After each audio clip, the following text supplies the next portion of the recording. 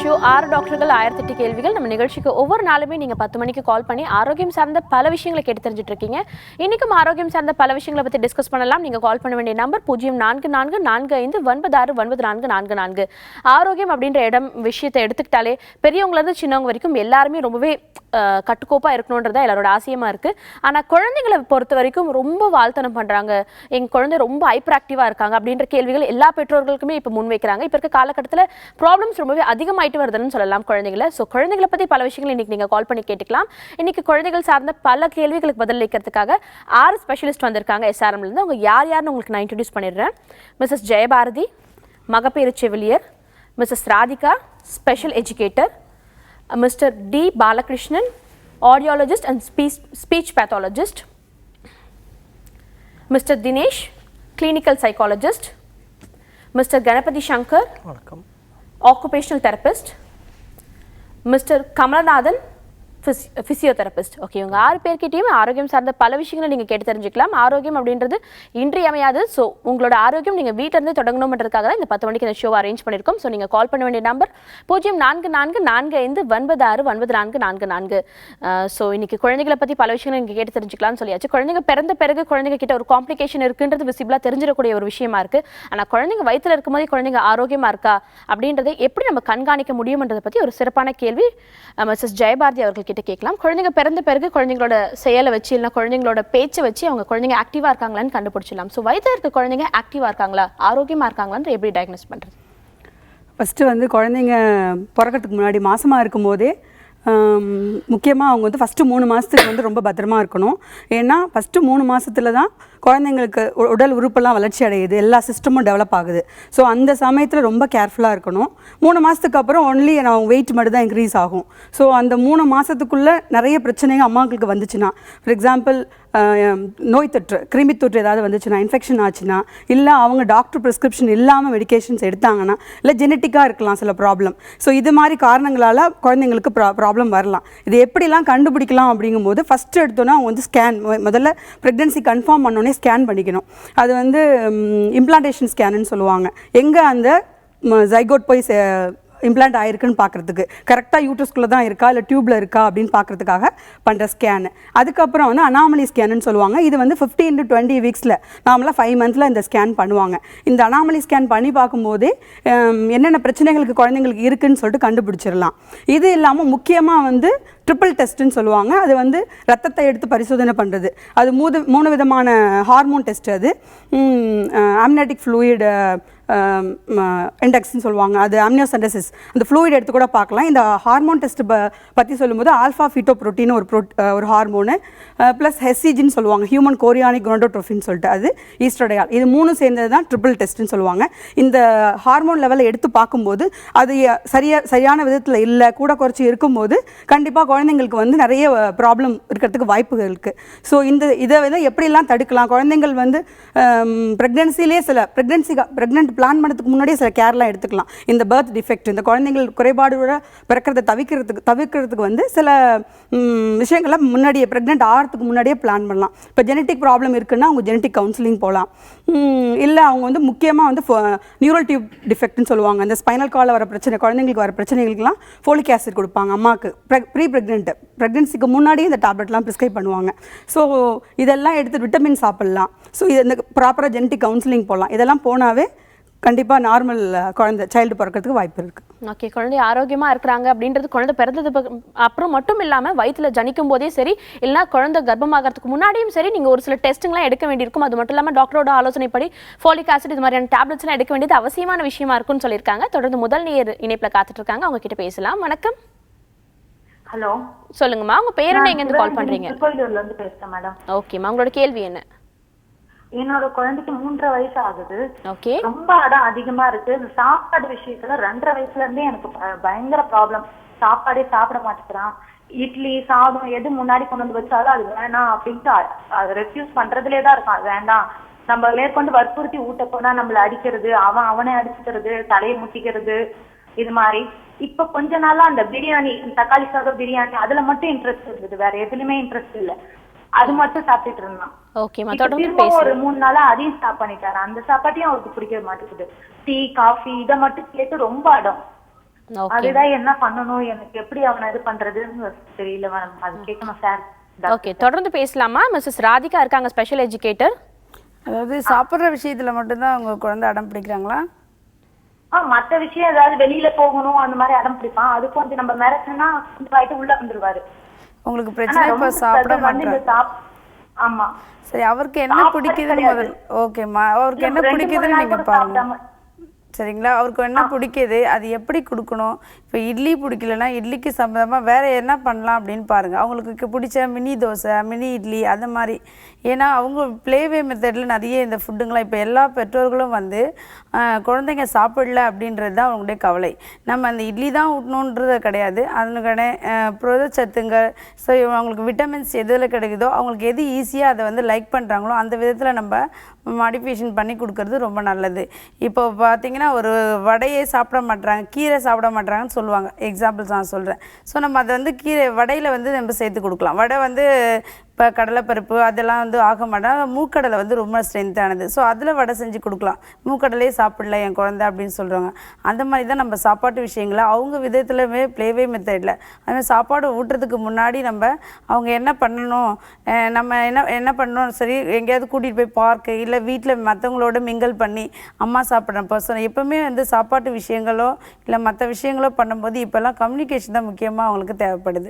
ஏன்னா அம்மா சாப்பிடும்போது தட்டில் வச்சு அம்மா சாப்பிட்றோம் போது அவங்களும் அதை ரோல் மாடலாக எடுத்துக்கிட்டு நானும் சாப்பிட்றேன்.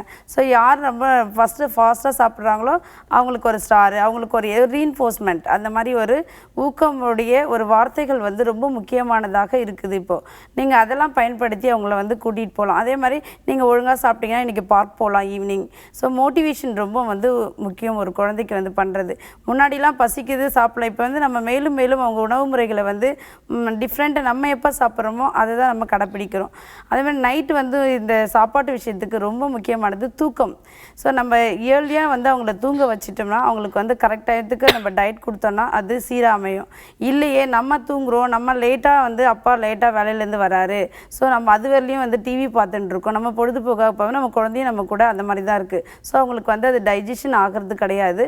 அதனால் அவங்க வேண்டான்னு அவாய்ட் பண்ணுறாங்க. நீங்கள் சீக்கிரமாக நீங்கள் 7 மணி 8 மணிக்கெல்லாம், ஸோ 7லேருந்து ஒரு 8 மணிக்கெல்லாம் குழந்தைக்கு ஒரு ஃபுட்டை கொடுத்து அது வெளியில் நல்லா காத்தோட்ட இருக்கிற இடத்துலையே கொண்டு போய் சாப்பாடு ஊட்டிட்டு நீங்கள் தூங்க வைக்கலாம். அதுக்கப்புறம் பார்த்தீங்கன்னா மார்னிங் எழுந்த உடனே அவங்களுக்கு ஒரு ஆக்டிவாக நீங்கள் வந்து மோட்டிவேஷன் கொடுத்து இன்றைக்கி நம்ம எல்லோரும் பிரேக்ஃபாஸ்ட் என்ன சாப்பிட போகிறோம், நைட்டே கூட குழந்தைகிட்ட சஜஷன் கேட்கலாம். நீங்கள் இதெல்லாம் தப்பே இல்லை. நீங்கள் உங்களுக்கு என்ன வேணும், பூரி வேணுமா, இட்லி வேணுமா, ஸோ அவங்களுக்கு லைக் பண்ணுற விஷயம் எதுவோ அது கொடுக்கலாம். அப்படி மீறியும் அதெல்லாம் அவங்க சாப்பிடல அப்படின்றபோது வேறு வழியில் அந்த ஃபுட்டை எப்படி நம்ம சில பேருக்கு முட்டை வந்து அலர்ஜி சாப்பிட மாட்டேன், அந்த அந்த ஸ்மெல் பார்த்தாவே சாப்பிட மாட்டாங்க, நம்ம அந்த முட்டையை வேறு காயோடு எப்படி சேர்த்து கொடுக்கறது அப்படின்னு நிறைய உங்களுக்கு வந்து புக்ஸில் வருது. நிறைய பேர் வந்து இந்த உணவு முறைகளை எப்படியெல்லாம் நம்ம வேறு விதமாக தயார் பண்ணுற டிப்ஸ் எல்லாம் கிடைக்குது. ஸோ நீங்கள் அந்த மாதிரி முறையில் கொடுத்தீங்கன்னா குழந்தைங்க அழகாக சாப்பிடுவாங்க. என்கரேஜ் பண்ணுறது ரொம்ப பெரிய விஷயம். சொல்லணும் நம்ம உங்களுக்கு இதை கொடுத்தா உங்களுக்கு என்ன பிடிக்குமோ அதை நான் வந்து தருவேன் அப்படின்றது ரீச் பண்ணி ரீஎன்ஃபோர்ஸ்மெண்ட் உடனே நீங்கள் கொடுத்தீங்கன்னா அவங்க பழக்க வழக்கங்கள்லாம் மாற்றி அமைக்கப்படலாம். நல்லாவும் உணவு முறை அப்படி மீறியும் இதெல்லாம் செஞ்சு அவங்க சாப்பிட்லன்னா நீங்கள் நல்ல ஒரு பீடியாட்ரிஷியன் டாக்டர்கிட்ட போய் அவங்களுக்கு வேறு ஏதாவது பிரச்சனை இருக்கா, தொந்தரவுகள் இருக்கா அப்படின்னு நீங்கள் கண்டுபிடிக்கலாம். இதெல்லாம் நீங்கள் டென்ஷனே ஆகக்கூடாது. நீங்கள் இந்த ட்ரை பண்ணி பாருங்கள். முடியலைன்னா ஒரு பீடியாட்ரிக்கை போய் நீங்கள் அவங்களுக்கு உடல் சார்ந்த பிரச்சனைகள் ஏதாவது இருக்கான்னு நீங்கள் கண்டுபிடிச்சி அதுக்கான விட்டமின்ஸை நீங்கள் கொடுக்கலாம்.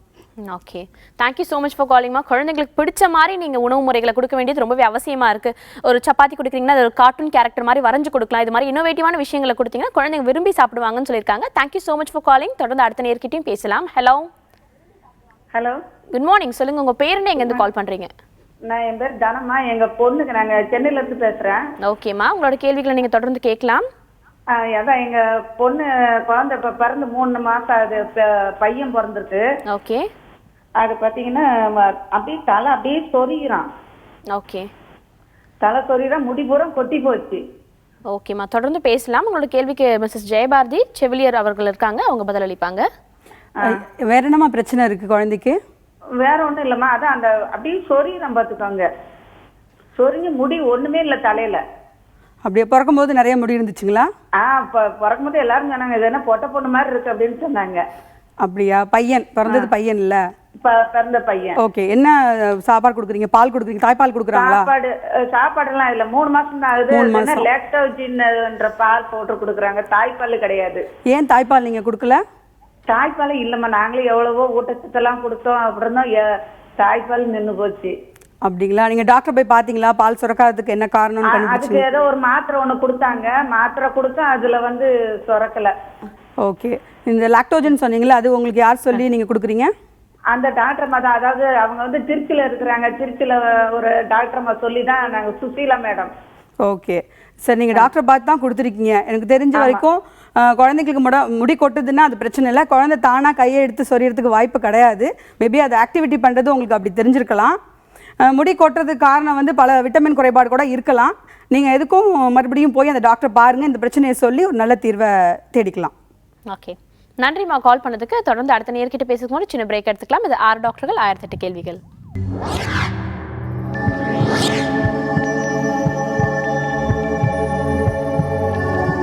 Welcome back to the show. 6 டாக்டர்கள் 1008 கேள்விகள். ஆரோக்கியம் சார்ந்த பல விதமான விஷயங்களை பற்றி நம்மளோட நிகழ்ச்சியில் டிஸ்கஸ் பண்ணிட்டு இருக்கோம். தொடர்ந்து அடுத்த நேரம் இணைப்பில் காத்துட்டு இருக்காங்க, அவங்க கிட்ட பேசலாம். Good morning.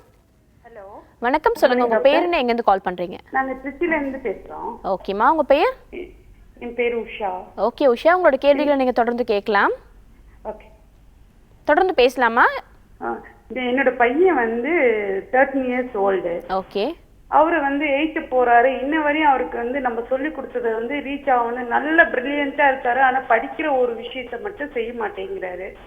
சொல்லி கொடுத்தாலும் அடுத்த நாளே மறந்துடுறாரு. இப்படி இருந்துட்டு இருக்காரு. இன்னும் ரீடிங் கூட வரல, எதையும் கேட்க மாட்டேங்கிறாரு. ஓகே, மறதி ரொம்பவே அதிகமா இருக்குன்னு சொல்லிருக்காங்க. தொடர்ந்து அந்த ரீடிங் ஸ்கூல் விஷயத்துக்கு மட்டும், மற்றதுக்கெல்லாம் மெமரி ஓவரா இருக்கு.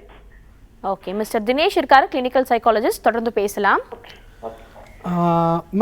பேசுறது அந்த நடக்கிற டைமில் நடக்கிறது, அதாவது 12 மாதத்தில் நடக்கிறது, பேச்சு 10லேருந்து 12 மாதத்துக்குள்ளே 2 வார்த்தை பேசுறது, அதுக்கப்புறம் 3 மாதத்தில் கழுத்து நிற்கிறது, 6 மாதத்தில் உட்கார வச்சா உட்கார்றது, இதெல்லாம் கரெக்டாக நடந்ததுங்களா?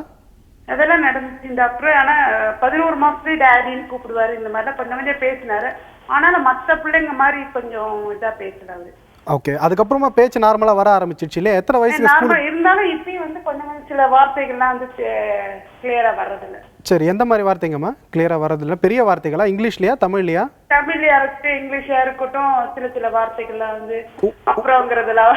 உங்களுக்கு இல்ல உங்களுக்கு தாய்மொழி தமிழ் தானே? ஆமாமா. ஓகே, அப்போ அதில் இந்த 2-3 வார்த்தைங்க சரியா வர்றதில்லைன்னு சொல்றீங்க இல்லையா? சில அந்த மாதிரி டங் இதாகி வர்றதில்ல. சரி, அதை பத்தி இப்போ கவலைப்பட வேண்டாம். இப்போ ஸ்கூல்ல எந்த வயசுல போட்டீங்க? நாங்க எல்கேஜில இருந்து போட்டோம். ஒரே ஸ்கூல் தான் கண்டினியூ ஆயிட்டு இருக்காரா இல்ல நடுவுல ஏதாவது? ஃபர்ஸ்ட் அந்த ஆல்பா பிளஸ்ன்னு சொல்லிட்டு போட்டோம். ப்ளே ஸ்கூல்ல போட்டது அது நல்ல ஸ்கூலா, அதுலயே சரியா அவர் படிக்க மாட்டேங்கிறாரு, இந்த மாதிரி எழுத மாட்டேங்கிறாரு, ஒண்ணுமே செய்ய மாட்டாரு. இல்லம்மா, ஸ்கூல் எத்தனை மாத்துனீங்க? இப்ப ஒரு 4th இருந்து மாத்திட்டோம். 4th இருந்து மாத்துனதுக்கு காரணம் என்ன? இந்த மாதிரி அந்த ஸ்கூல்ல வச்சுக்க மாட்டேங்கிறாரு, ஒண்ணுமே படிக்க மாட்டேங்கிறாரு, சொன்ன பேச்சு கேட்க மாட்டேங்கிறாரு, ஒரு இடத்துல அட்டெண்டன்ஸ் கொடுக்க மாட்டேங்கிறாரு. பக்கத்துல பசங்களுக்கு ஹைப்பர் ஆக்டிவா இருப்பாரு, வெயிட் எல்லாம் நல்லா இருப்பாரு, பர்சனாலிட்டி எல்லாமே ஓவரா இருக்கும். சரி, இப்போ ஹேண்ட் ரைட்டிங்க்கு ஒரு கொஸ்டின் கேட்குறேன். சில நேரத்தில் எனக்கு பார்த்து எழுதுறதுல கஷ்டமா இருக்கு, இல்லை கேட்டு எழுதுறதுல கஷ்டமா இருக்கு, இல்லை பார்த்து டயக்ராம் வரைகிறதுல, இல்லை மேக்ஸில் மட்டும் எனக்கு பிரச்சனை இருக்கு. இதில் ஏதாவது ஒரு பிரச்சனை சொல்லியிருக்கிறாரா உங்ககிட்ட? பார்த்து எழுதுறது எனக்கு கஷ்டமா இருக்குங்கிறாரு. மேக்ஸ் நல்லா பண்ணுவாரு. நெக்ஸ்ட் டைம் கிளாஸ் ஒர்க்லாம் பண்ண மாட்டாங்க. எப்பயாவது தலைகீழ எழுதுறத நோட் பண்ணிருக்கீங்களா? இப்போ அதாவது நான் 5 நம்பர் போடுறேன், 5 நம்பரை கண்ணாடி பக்கத்தில் வச்சேன்னா தலைகீழ தெரியுமா நம்பர்? அந்த மாதிரி எப்பயாவது எழுதுறத பார்த்துருக்கீங்களா? அப்படின்னா சரி, கவனிக்கல. இல்லை, ஹேண்ட் ரைட்டிங் எப்படி இருக்குங்கம்மா? சுமாரா தான் இருக்கும். இந்த மாதிரி பசங்க என்ன பண்ணுவாங்க, போயிட்டு எழுதுவாங்க, எனக்கும் புரியல, நம்ம கரெக்ஷன் பண்ற டீச்சருக்கும் புரியக்கூடாது, அதனால கொஞ்சம் கிறுக்கி எழுதி வச்சுட்டு வந்துருவாங்க. அப்புறம் இப்ப டெக்ஸ்ட் புக் கொடுத்தாங்க, ஏதோ ஒன்னு போட்டு எழுதி வைக்கிறாரு. ஒரு ஆங்கிலோ இன்ஸ்டிடியூஷன் மிஸ் எடுக்கிறாங்க, வீட்டுக்கே கோச்சிங் கொடுக்குறோம். நிறைய இந்த மாதிரி டாக்டர்ஸ் எல்லாம் போய் பார்த்துட்டு வந்துட்டேன். எனக்கு டென்ஷன் ஆகி அடிச்சிடுறேன். இல்ல இதனால எந்த யூஸ் இல்லம்மா. நீங்க முதல்ல பண்ண வேண்டிய விஷயம் என்ன அப்படின்னா, ரொட்டீனா நான் சொல்லிடுறேன், ஒரு ஐக்யூ அசஸ்மெண்ட் பண்ணணும். அந்த ஐக்யூ அசஸ்மெண்ட் இல்ல எல்லாமே நார்மலா இருக்கு, எல்லாமே நல்லா பண்றான், எல்லா விஷயத்திலும் நல்லா இருக்கு, படிப்பு மட்டும்தான் வரல, இருந்தாலும் எதுக்கு ஐக்யூ அசஸ்மெண்ட் பண்ணணும் அப்படின்னா, சம்டைம்ஸ் 90 இருந்தா ஐக்யூ நார்மல்மா. சில குழந்தைங்க என்ன பண்ணணும்னா 80, 85, 86 பார்டர் லைன்ல இருக்கிற குழந்தைங்களும் இந்த மாதிரி பண்ணும். சரிங்களா? அப்போ 90ன்றத ஃபர்ஸ்ட் கன்ஃபார்ம் பண்ணணும். டயக்னோசிஸ் ஆஃப் எல்டி கற்றல் குறைபாடு இருக்குதான்றதை கண்டுபிடிக்கிறதுக்கு முதல்ல ஐக்யூ கரெக்டாக இருக்குது அப்படின்றது ஒன்று கண்டுபிடிச்சணும். சில குழந்தைங்களுக்கு அந்த 85 ஐக்யூவே இந்த எல்டினால இருக்கும்மா, கற்றல் குறைபாடுனால இருக்கும். இதை நீங்கள் பண்ணதுக்கு அப்புறமா கற்றல் குறைபாடுன்ற டெஸ்ட்டு பண்ணணுமா. அதை பண்ணிட்டீங்கன்னா அந்த குவான்டிட்டி அது தெரிஞ்சிடும். அதாவது எந்த ஸ்டாண்டர்டில் இருக்கான். பையன் 8வது படிக்கிறான், இப்போ அவன் வந்து 3வது ஸ்டாண்டர்டில் இருக்கானா, 4வது ஸ்டாண்டர்டில் இருக்கானா, 5வது எல்டியை பொறுத்த வரைக்கும் அதை ஒன்ஸ் கரெக்ட் பண்ண ஆரம்பிச்சிட்டிங்கன்னா அதுக்கு பேர் ரெமிடியல் ட்ரைனிங். அதை வந்து ஒரு ஆள் முகத்தோட முகம், அதாவது face to face interactive training programme. அதுக்கு சில டெக்னிக்ஸ் இருக்குது. நீங்கள் முதல்ல பார்க்க வேண்டிய ஆள் முதல்ல psychologist, IQ assessment, LD assessment, இது ரெண்டும் பண்ணிட்டீங்க அப்படின்னா குவான்டிஃபை பண்ணிடலாம். ஒன்ஸ் குவான்டிஃபை பண்ணதுக்கப்புறம் பையன் நார்மல் ஆகிடுவான். இந்த பிரச்சனை ஆல்பர்ட் ஐன்ஸ்டீனுக்கு இருந்ததுன்னு சொல்கிறாங்க, மகாத்மா காந்திக்கு இருந்ததுன்னு சொல்கிறாங்க. சரிங்களா, உலகத்தில் அதிசிறந்த புத்திசாலிகளுக்கு இந்த பிரச்சனை இருந்திருக்கு. இப்போது ஸ்டீவ் ஜாப்ஸு கூட அது இருக்குன்னு சொல்லி ஸ்கூல்ல இருந்து அவர் 2 வாட்டி ட்ராப் அவுட் பண்ணியிருக்கிறாங்கம்மா. இதனால் பயப்படுறதுக்கு ஒன்றும் கிடையாது. ஆப்பிள் ஃபோன் கேள்விப்பட்டிருப்பீங்கல்ல, அதை தான் சொல்கிறேன். ஸோ ஆல்மோஸ்ட் இது உலகத்தில் இருக்க அதிசிறந்த அறிவாளிகளுக்கு நிறைய பேருக்கு அந்த பிரச்சனை இருக்குது. நீங்கள் ஐடென்டிஃபை பண்ண வேண்டியது முதல்ல ஐக்யூ, தென் லேர்னிங் டிசபிலிட்டி. ட்ரைனிங் வந்து 6 மாதத்துலேருந்து 2 வருஷம் வரைக்கும் இருக்குமா. அதை குவான்டிட்டியை வச்சு நான் சொல்ல முடியும். முதல்ல டெஸ்ட் பண்ணிவிட்டு சொல்லுங்கள். Okay, thank you so much for காலிங்மா. பயப்பட வேண்டிய அவசியம் இல்லை. நீங்கள் ஒரு சைக்காலஜிஸ்ட்டை நேரில் போய் அணுகிறது தான் ஒரு ப்ராப்பரான முறையாக இருக்கும்னு சொல்லியிருக்காங்க. தொடர்ந்து அடுத்த நேர்கிட்டையும் பேசலாம். வணக்கம். Hello, good morning. சொல்லுங்கம்மா, உங்கள் பேர் என்ன, எங்கேருந்து கால் பண்ணுறீங்க? ஹலோ, நான் சோழிங்கர் வேலூர் மாவட்டத்துல இருந்து பேசுறேங்க. ஓகேம்மா, உங்களோட கேள்வி என்ன? என் பொண்ணு ஒரு 7 வயசு ஆகுது, தமிழருவி பேரு. ஓகே. அவ என்ன ஆச்சுன்னா, ஒரு குழந்தை பிறந்ததுல இருந்துலாம் நல்லா தான் இருந்தா. இப்போ ஒரு 2 வருஷமா வந்து ஒரு 2-3 நிமிஷத்துக்கு நம்ம சூழ்நிலவே இருக்குமா, அப்படியே அதிர்ச்சி ஆயிட்டு அப்படியே நிக்கிற மாதிரி நிக்கிறா. அந்த நேரத்துக்கு அடிச்சாலோ இல்ல கூப்பிட்டாலோ இல்லைனாலோ எந்த ஒரு உணர்ச்சியுமே தெரிய மாட்டேன்னா அப்படியே நிக்கிறா. ஆனா அந்த 2-3 செகண்டுக்கு அப்புறம் திரும்ப நார்மலா ஆயிடுறா. ஓகேம்மா, தொடர்ந்து பேசலாம். மிஸ்டர் கணபதி இருக்காரு, ஆக்குபேஷனல் தெரபிஸ்ட், அவர் பதிலளிப்பாரு. உங்கள் குழந்தைங்க என்ன வயசு ஆகுதுமா? 7 வயசு ஆகுது சார். இப்பதான் முடிஞ்சுது, 6 வயசுல முடிஞ்சுது. ஓகே, உங்களுக்கு எல்லா மைல் ஸ்டோனும் நார்மலுங்களா? குழந்தை உட்கார்ந்தது, தவழ்ந்தது, நடந்தது அதெல்லாம் நார்மலா தான் சார் இருந்தா. ஓகே, பேச்சு வந்தது எல்லாமே நார்மலாக இருந்துச்சுங்களா? பேச்செல்லாம் நார்மலா தான் சார் வந்தது. ஓகே, இப்போ இந்த பிரச்சனை எவ்வளோ நாளாக இருக்குது? இந்த பிரச்சனை வந்து குழந்தை பிறந்ததுல இருந்து நல்லா இருந்தா சார். இப்போதைக்கு ஒரு 2 வருஷமா 4.5 வயசுல இருந்து தான் சார் ஆரம்பம். ஓகே, எப்போ போல அந்த பிரச்சனை இருக்குது? ஆக்சுவலாக இப்போ ஸ்கூலுக்கு போகிறாங்களா? ஸ்கூலில் எப்படி இருக்கிறாங்க? ஆமா சார், ஸ்கூல் போறா சார். ஸ்கூல் அது வந்து இப்ப இந்த ஒரு டைமுக்கு தான் வரணும்னு கிடையாது. அது ஒரு நாளைக்கு அப்படியே ஒரு 30-40 டைம் வந்தது, கணக்கே இல்லாம வருது. தூக்கத்துல நல்லா தூங்கிட்டே இருந்தாலும்னா கூட நல்லா வந்தது. நம்ம எப்படி மூழ்கி இருக்குன்னா அதே மாதிரி மூழ்கி பண்ற, ஒரு மாதிரி பெனாத்துற, அவளுக்குள்ள ஏதோ பேசுறா. தானே பேசிட்டு இருக்காங்க? தானே பேசிட்டு இருக்கா. அவட மூச்சு நின்றுட்டு இருக்கப்ப அவ வாட்டு ஒரு 2 ஸ்டெப் 3 ஸ்டெப் நடந்து போயிடா கொஞ்சம் தொலைவுக்கு. அந்த இடத்துல பல்ல இருக்குதா, மோடு இருக்குதா எதுவுமே தெரிய மாட்டேங்குது. கூப்பிட்டா திரும்பி பாக்குறாங்களா? இல்ல சார், அந்த நேரத்துக்கு எது பண்ணதுமே தெரிய மாட்டேங்குது. இல்ல, நார்மலா பேசும்போது முகத்தை பார்த்து பேசுறாங்களா குழந்தை? நார்மலா பேசுறப்ப முகத்தை பார்த்து பேசுறது, பதிலாம் எல்லாம் நல்லதான் சார் சொல்றா. ஓகே, இது வந்து அப்பப்போ உங்க குழந்தை இது மாதிரி ப்ராப்ளம் இருக்கு. ஆனா வந்து ஒரு நாளைக்கு நிறைய டைம் இது மாதிரி இருக்கு. ஆமா சார். ஸோ நீங்கள் ஃபர்ஸ்ட் ஒரு சைக்காலஜிஸ்ட்டை போயிட்டு கன்சல்ட் பண்ணுங்க. இங்க பேபி ஹாஸ்பிட்டல்ல எக்மோர்ல பார்த்துட்டு இருக்கேன் சார் நானு. ஓகே. அது வந்து நரன் டாக்டர் எல்லாம் பார்த்தாங்க. பிக்ஸ்லயே 300 வகையான பிக்ஸ் இருக்கு, இதுவும் ஒரு வகையான பிக்ஸ்ன்னு சொன்னாங்க சார். ஓகே. டேப்லெட் வந்து மாத்தி கொடுத்தாங்க. டேப்லெட் மாத்தி கொடுத்து என்ன ஆச்சுன்னா, ஃபர்ஸ்ட் ஒரு வாட்டி சைலண்டா நிப்பா. ஓகே. அப்புறம் அடுத்த கட்டம் வந்து ஒரு மாதிரி தலையாட்ட ஆரம்பிச்சா.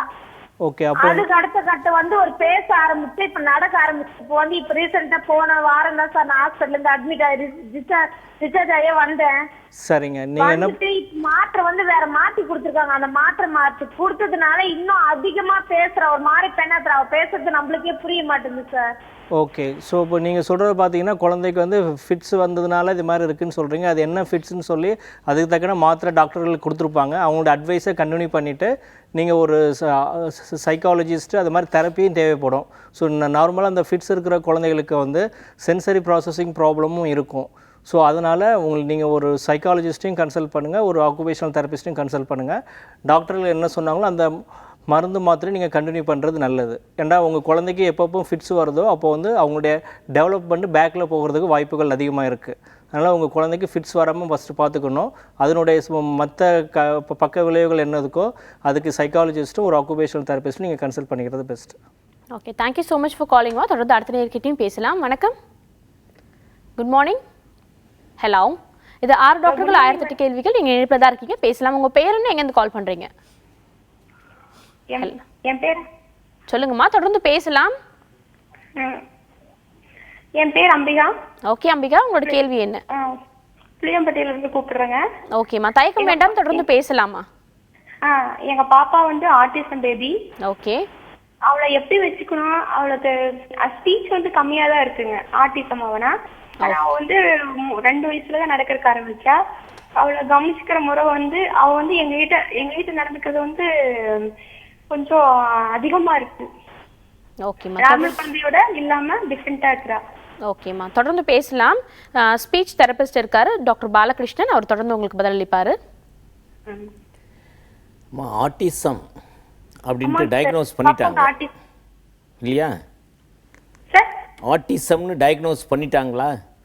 பண்ணிட்டாங்க சார். சரி, இவங்களுக்கு வந்து ஆட்டிசத்தோடு சேர்ந்து ஒரு கற்றல் குறைபாடும் இருக்கும், கவனிப்பெல்லாம் இருக்காது. அவர் தனி உலகத்தில் அவர் வேறு மாதிரி யோசிச்சுட்டு இருப்பார். அவர் அந்த கவனத்தை நம்ம ஈர்த்து அதை செய்யணும். இந்த கேள்விக்கு தினேஷ் வந்து நல்ல ஒரு பதிலை கொடுக்கக்கூடும். ஓகே ஃபைன், தொடர்ந்து பேசலாம் சார். சரிங்க சார். இல்ல உங்க எத்தனை பசங்கம்மா? சார் மேடம், எனக்கு 2 பெண் குழந்தைங்க. முதல் குழந்தை நார்மல் பேபி, 7வது படிக்கிறா. 2வது பொண்ணு வந்து பூர்ணஸ்ரீன்னு சொல்லிட்டு இப்ப வந்து 7 வயசு கம்ப்ளீட், ஸ்கூலுக்கு போறா. 2nd ஸ்டாண்டர்ட் போட்டிருக்கிறேன். ஓகே. ஸ்கூல்ல இருந்து ஏதாவது கம்ப்ளைண்ட் வருதுங்களா? சார் அவ வந்துட்டு ஃபர்ஸ்ட்ல ஒரு இடத்துல கூட உட்கார மாட்டா, துருன்னு இருந்துட்டே இருப்பா எப்பவுமே. இப்பெல்லாம் வந்துட்டு வீட்டுல வந்துட்டு மணிக்கணக்குல நானும் அவ கூட சேர்ந்து 2 மணி நேரம் 3 மணி நேரம் உட்காந்துட்டே இருக்கிறதுனால உட்காந்து பழகிட்டான். சரி சரி. ஸ்கூல்ல வந்துட்டு ஸ்கூல்ல போட்டிருக்கேன். மற்ற குழந்தைகளை அட்டாக் பண்றதால இல்லைங்க சார். மற்ற குழந்தைகளை அடிக்கிறதா துன்புறுத்துறதா மற்ற எதுவுமே இல்ல. குழந்தைகளா ஜாயிண்ட் ஆனா அவன் சரியா கவனிக்க மாட்டான். சரி, நம்ம என்ன சொல்றேங்கிறத கவனிக்க மாட்டேன். ஆனா கவனிக்காத மாதிரிதான் இருக்கு. ஆனா நான் வந்துட்டு இப்போ 2 மணி நேரம் உட்காந்து நான் சொல்லி கொடுக்குறேன். ஒரு இடத்துல அந்த குழந்தைய வச்சு 2 மணி நேரம் நான் சொல்லி கொடுக்குறேன். சொல்லி கொடுத்துட்டேன் அப்படின்னா அவ கவனிக்கிறதே இல்ல. ஆனா நான் சொல்றேன், சொல்லிட்டு இருக்கிறேன். ஆனா நான் அக்கட்டார, அதாவது அவளை விட்டு வெளியே வந்தோடனே அதையும் சொல்றதுக்கு ஆரம்பிச்சுட்டான். அவங்களை விட்டு வேலைக்கு வந்த உடனே சொல்றதுக்கு ஆரம்பிச்சிருக்கான். நான் என்னெல்லாம் சொன்னனும், ஆனா நான் சொல்லி தரும் போது கவனிக்காம இருக்கிறா. ஆனா நான் அவளை விட்டு வெளியே வர்றேன்ல சார், வேற வேலை ஏதோ ஒரு வேலைக்காக வெளியே வந்தனாவோ வீட்டு வேலைக்காக வெளியே வந்தனா கூட அவ அதை சொல்றதுக்கு ஆரம்பிச்சிடுறா. ரொம்ப நல்ல விஷயமா இது. நீங்க சொல்றதை கேட்கறதுக்கு சந்தோஷமா இருக்கு. ஆட்டிசம் குழந்தைகளை பத்தி நான் முதல்ல சொல்றேன், அது என்னன்னு தெரிஞ்சுக்கங்க சரிங்களா? முதல்ல அவங்க வந்து கண்ணை பார்த்து பேச மாட்டாங்கம்மா, அது ரொம்ப குறைவா இருக்கும். கண்ணை பார்த்து பேசுறது ரொம்ப ரொம்ப கம்மியா இருக்கும். புது ஆளுங்களையோ இல்ல புது இடத்தையோ கூட்டு போனீங்கனாலோ அந்த இடத்த அவங்க பார்க்க மாட்டாங்க. That doesn't பண்ண மாட்டேங்கிறாங்க, எடுக்க மாட்டேங்கிறாங்க. புது எடுத்து போட்டுட்டு போனா அப்படின்னு சொன்னா அவளுக்குள்ளேயே ஒரு இல்ல நான் சொல்றேன்மா, நான் சொல்றேன் இருங்க. அதாவது புது இடத்துக்கு போகும்போது இந்த இடத்த பார்க்க மாட்டாங்க பேச மாட்டாங்க நீங்க சொல்றீங்க. ஆனா எங்க கிட்ட வரும்போது யூஸ்வலா என்ன சொல்றாங்க, குழந்தை ரொம்ப அடம் பிடிக்குது, சொல்ற பேச்சே கேட்கறது இல்லை, நாங்க அடிச்சாதான் கண்ட்ரோல் ஆகுது அப்படின்ற கம்ப்ளைண்ட் வந்து சொல்லுவாங்க. அதுக்கு என்ன ப்ராப்ளம்னா, ஆட்டிசம் குழந்தையில வந்து டெம்பர் டேண்ட்ரம்ஸ், அது அடம் பிடிக்கிறதுன்றது ரொம்ப கம்மியாக இருக்குமா. அவங்களுக்கு அடாப்டபிலிட்டியில் ப்ராப்ளம் இருக்கும். ஃபார் எக்ஸாம்பிள், ஒரு வேலையை ரொட்டீனாக சொல்லி கொடுத்துட்டு இந்த டேப்பை திறந்துட்டு 10 மணிக்கு இந்த வேலையை இந்த டைமுக்கு செஞ்சு வச்சுடுன்னு சொன்னீங்கன்னா கரெக்டாக அவங்க 2 நாள் பழகிட்டிங்கன்னா 3ஆம் நாள் செய்ய ஆரம்பிச்சிருவாங்க. ஆனால் நீங்கள் அதை போய் மாற்றணும்னு ட்ரை பண்ணும்போது அது பிரச்சனையாகும். ஃபார் எக்ஸாம்பிள், இன்னைக்கு சைக்கிளில் கூட்டு போறீங்க, 2 நாள் சைக்கிளில் கூட்டு போனீங்கன்னா 3ஆவது நாள் சைக்கிளில் கூட்டு போனீங்கன்னா அந்த பிரச்சனை வருமா. அடாப்டபிலிட்டியில் ப்ராப்ளம் இருக்கும், கண்ணை பார்த்து பேசுறதுல ப்ராப்ளம் இருக்கும். 3வது ஸ்டீரியோடிபிக்கல் பிஹேவியர்னு சொல்லுவாங்க, செஞ்ச வேலையை திருப்பி செய்யறது. இந்த பிஹேவியரை அதை பார்க்கலாம். இந்த 3 விஷயத்தை நீங்கள் எப்படி ஹேண்டில் பண்ணுறதுன்றதை கற்றுக்கணும். அடிக்க ஆரம்பிச்சிங்கன்னா இந்த விஷயத்தில் எந்த ஒரு இம்ப்ரூவ்மெண்ட்டும் இருக்காது. முதல்ல ஒரு ஆக்குபேஷனல் தெரபிஸ்ட்டை பாருங்கள், முதல்ல ஒரு சைக்காலஜிஸ்ட்டையும் பாருங்கள். ஆட்டிசம் எந்த குவான்டிட்டியில் இருக்குது, அதாவது எவ்வளோ அளவில் இருக்குது, மைல்டா மாடரேட்டா சிவியரா, எதில் ரொம்ப டிஃப்ரென்ஸ் இருக்குது அப்படின்றத பார்த்துட்டு அதில் இருக்கிற சிம்டம்ஸை ஒரு ஆக்குபேஷனல் தெரபிஸ்ட் கிட்ட கொடுத்தீங்க அப்படின்னீங்கன்னா அவங்க உங்களுக்கு இதை எப்படி ஹேண்டில் பண்ணுறதுன்னு சொல்லுவாங்க. அதே மாதிரி அந்த சைக்காலஜிஸ்ட் உங்களுக்கு ஒரு parenting programme, specialised parenting programme எழுதி கொடுப்பாங்கம்மா. இதை பொறுத்த வரைக்கும் ஒரு டெய்லர் மேடு தெரப்பி தான். உங்களோட குழந்தை எப்படி இருக்கோ அதை யூனிக் உங்கள் குழந்தைக்கு ஏற்ற மாதிரி ஒரு பிளான் ரெடி பண்ணி கொடுப்பாங்க. உங்களோட ஆக்குபேஷனல் தெரபிஸ்ட்டும் உங்களோட சைக்காலஜிஸ்ட்டும் கொடுப்பாங்க. நீங்கள் பண்ண வேண்டியது ஒரு ஐக்யூ டெஸ்ட், தென் ஒரு ஆட்டிசம் டெஸ்ட், அதை வந்து கார்ஸ்ன்னு சொல்லுவாங்க, childhood autism rating scale for autism cars 2 அப்படின்ற டெஸ்ட் வந்திருக்கு. நீங்கள் அதை பண்ணிவிட்டு நெக்ஸ்ட் ஒரு ஆக்குபேஷனல் தெரபிஸ்ட்டையும் ஒரு சைக்காலஜிஸ்ட் கிட்ட பேரண்ட் ப்ரோக்ராம் வாங்கிக்கோங்க. Okay fine. ஆர்டிஸ்டிக் சைல்டு இருக்காங்கன்னா எல்லாரையும் ஒரே விதமாக ஹேண்டில் பண்ண முடியாது. ஒவ்வொரு குழந்தைகளுக்கு ஒவ்வொரு விதமான ஹேண்டிலிங் கெப்பாசிட்டி தேவைப்படும் பேரண்ட்ஸ்க்கு அப்படின்னு சொல்லியிருக்காங்க. தொடர்ந்து ஆரோக்கியம் சார்ந்த பல விஷயங்களை பற்றி பேசலாம். அதுக்கு ஒரு சின்ன பிரேக் எடுத்துக்கலாம். இந்த 6 டாக்டர்கள் 1008 கேள்விகள்.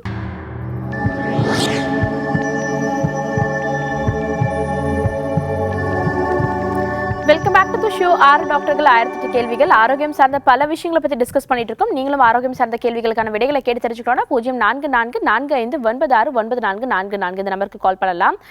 குழந்தைகள் ரொம்பவே ஆக்டிவா இல்லை, பேச்சில் கொஞ்சம் குறைபாடு இருக்கு, ரொம்ப ஹைப்பர் ஆக்டிவா இருக்காங்க, என் குழந்தைகள் நடக்க மாட்டேங்கிறாங்கன்னு பல விதமான பெற்றோர்கள் பல விதமான கேள்விகள் கேட்டுட்டு இருக்காங்க. தொடர்ந்து பேசலாம். மிஸ்டர் கமலநாதன் அவர்கள் கிட்ட ஒரு கேள்வி.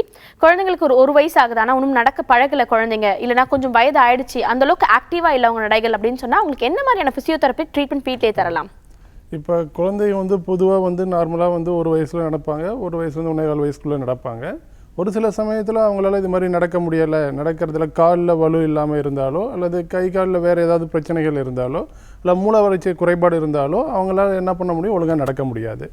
இது மாதிரி சமயத்தில் ஆஸ் எ ஃபிசியோதெரபிஸ்ட்டும் நாங்கள் என்ன பண்ணுறோம் அப்படின்னா, குழந்தைங்களுக்கு முதல்ல பேலன்ஸ் இருக்கா, முதல்ல அவங்களால ஒழுங்காக உட்கார முடியுதா, ஒழுங்காக நிற்க முடியுதான்னு பார்க்கணும். சரி, நிற்க முடியுது உட்கார முடியுது அப்படின்னா அடுத்தது நடைபயிற்சி. இப்போ ஒரு சில சமயங்கள் ஒரு சில குழந்தைகளால் நார்மலாக உட்காரக்கூட முடியாது, ஸ்டேபிளாக உட்கார முடியாது, ஸ்டேபிளாக நிற்க முடியாது. இது மாதிரி இருக்கிற குழந்தைகளுக்கு அந்த உட்காரத்துக்கான பயிற்சிகள், அதாவது அந்த ஸ்டெபிலிட்டியை இம்ப்ரூவ் பண்ணுறதுக்கான ஒரு சில எக்ஸசைசஸ் இருக்குது. அந்த எக்ஸசைசஸ்லாம் கொஞ்சம் பேரண்ட்ஸுக்கும் நாங்கள் சொல்லிக் கொடுப்போம். ஈவன் எங்கள் தெரப்பி செஷன்லேயும் நாங்களும் பண்ணுவோம்.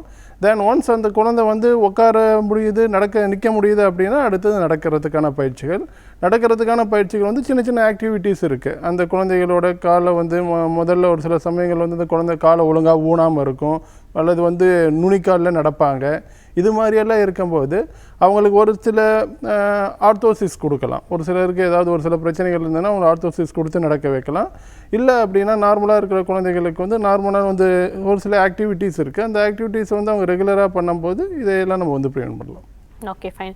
குழந்தைகள் கொஞ்சம் ஆக்டிவா இல்லை, நடக்கிறதுல கொஞ்சம் தாமதம் ஏற்படுதுன்னா என்னென்ன விஷயங்கள்லாம் ஃபாலோ பண்ணலாம்னு சொல்லியிருக்காங்க. தொடர்ந்து அடுத்த நேரம் இணைப்பில் காத்துட்டு இருக்காங்க, அவங்க கிட்ட பேசலாம். வணக்கம். ஹலோ, வணக்கம் மேம். Good morning. சொல்லுங்கம்மா, உங்க பேர் என்ன, எங்கேருந்து கால் பண்றீங்க? குட் மார்னிங் மேம், நான் வேலூர் மாவட்டத்துல இருந்து பேசுறோம். ஓகேம்மா, உங்களோட கேள்விகளை நீங்க தொடர்ந்து கேட்கலாம். மேடம், என்னுடைய பேபிக்கு 10 months ஆகுது. எந்த ஃபுட்டுமே டைஜஸ்ட் ஆக மாட்டேங்குது. சாப்பிடுறது ஒண்ணு வாமிட்டா வந்துடுது, இல்லைன்னா மோஷன்ல அப்படியே சாப்பிட்ட பொருள், எக்ஸாம்பிள் கேரட் சாப்பிட்டானா கேரட் அப்படியே வருது, உருளைக்கிழங்கு சாப்பிட்டானா உருளைக்கிழங்கு அப்படியே வருது. ஓகேம்மா, மிஸ்ஸஸ் ஜெயபாரதி இருக்காங்க, மகப்பேறு செவிலியர், அவங்க உங்களுக்கு பதிலளிப்பாங்க. ஓகே. 10 மாதம் சொன்னீங்களா குழந்தைக்கு? ஆமாங்க மேம். ஓகே. என்னென்ன சாப்பாடு, தாய்ப்பால் கொடுக்குறீங்களா? ஆமாங்க மேம், தாய்ப்பால் கொடுக்குறோம். ஓகே. தாய்ப்பால் இல்லாமல் வேறு என்னென்ன சாப்பாடு கொடுக்குறீங்க? மார்னிங்ல ஒரு ½ இட்லி கொடுக்குறேன் மேம். ஓகே. ஒரு 10:30க்கு ஒரு 2 பீஸ் ஆப்பிள் வேக வச்சு மசிச்சு கொடுக்குறோம். ஓகே. ஆஃப்டர்நூன்ல சாதம் பொட்டேட்டோ மேஷ் பண்ணி கொடுக்குறேன். ஓகே. 3:30க்கு கஞ்சி. சரி, நீங்கள் சாப்பாடு கொடுத்ததுக்கப்புறம் உடனே வாந்தி எடுத்துடுறாங்களா? மோஸ்ட் ஆஃப் தென் வாமிட் எடுத்துடுறாங்க மேம். வாமிட் எடுத்துடுறாங்க. ஸோ எப்பயுமே 3 தடவை கொடுத்தாலும் எடுத்துருவாங்க, எத்தனை தடவை கொடுத்தாலும் எடுத்துருவாங்களா? இல்லைங்க மேம், எப்பயாவது தான் எடுக்கிறாங்க. எப்பயாவது தான் எடுக்கிறாங்க. சரி, இது தாய்ப்பாலோட சேர்த்து இந்த இணை உணவும் கொடுக்குறீங்க. ஆமாங்க. சரி, இதுக்கு நீங்கள் எனக்கு தெரிஞ்ச வரைக்கும் இது மேஜர் ப்ராப்ளம் கிடையாது. உங்களுக்கு எல்லா டைமும் ஒவ்வொரு தடவையும் குழந்தை சாப்பிட்ட சாப்பாடு செரிக்கலை, வாந்தியாக வந்துடுது அப்படின்னாலோ, இல்லை சாப்பாடு செரிக்காமல் அப்படியே நீங்கள் சொன்ன மாதிரி கேரட் அப்படியே வருதுன்னு சொன்னீங்கல்ல, அப்படி இருந்தாவோ நீங்கள் கண்டிப்பாக ஒரு குழந்தை டாக்டரை கூட்டிகிட்டு போய் குழந்தைய காமிச்சிக்கலாம் நீங்கள். ஓகே. ஒரு குழந்தை நல மருத்துவரோட ஆலோசனை கண்டிப்பாக தேவை உங்கள் குழந்தைக்குன்னு சொல்லியிருக்காங்க. நன்றி கால் பண்ணதுக்கு. தொடர்ந்து அடுத்த நேர்கிட்டையும் பேசலாம். வணக்கம். Hello, good morning. சொல்லுங்கம்மா, உங்கள் பேர் என்ன, எங்கேருந்து கால் பண்ணுறீங்க? வணக்கங்க, என் பேர் ஆனந்தி. ஓகே ஆனந்தி, உங்களோட கேள்வி என்ன? ரொம்ப டிப்ரெஷன் அதிகமாக இருக்குங்க. ஓகேம்மா, தொடர்ந்து பேசலாம். கிளினிக்கல் சைக்காலஜிஸ்ட் மிஸ்டர் தினேஷ் இருக்காரு, தொடர்ந்து பேசலாம். எங்க இருந்து பேசுறீங்கம்மா?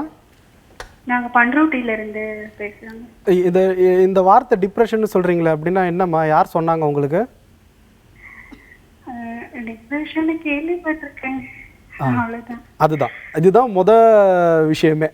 எடுத்த உடனே டிப்ரெஷன் யாரோ எங்கேயோ கேள்விப்பட்டாங்கன்றதுனால எனக்கு டிப்ரெஷன் அப்படின்னு சொல்லிக்கூடாது, சரிங்களா? விஷயம் அதுதான்.